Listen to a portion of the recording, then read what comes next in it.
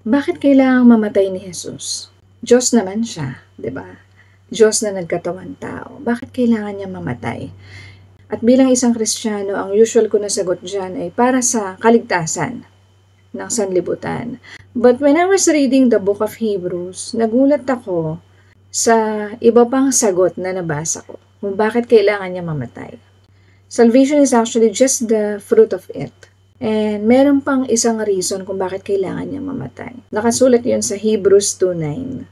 Ang sabi doon, "But we do see Jesus, who was made a little lower than the angels for the suffering of death, crowned with glory and honor, that he, by the grace of God, might taste death for everyone."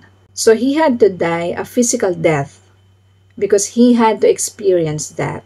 Kailangan niyang ma-experience kung paano mamatay in the flesh. Kasi hindi magiging kompleto yung purpose ng pagbaba niya sa lupa kung hindi niya ma-experience yung very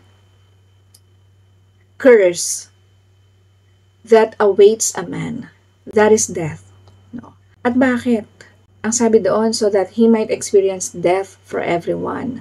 So that when we believe in him, when we surrender our lives to him, hindi na natin kailangan maranasan yung death. And I'm not talking about physical death. Of course, lahat tayo mamamatay. What I'm talking about is the eternal death apart from God. Life after death. Meron pang pangalawang death. So, kapag naalala ko tong mga to, nagiging grateful ako kasi napaka-unworthy ko para sa regalo ng Diyos na kaligtasan. Pero still, bumaba ang Panginoong Hesus para sa atin.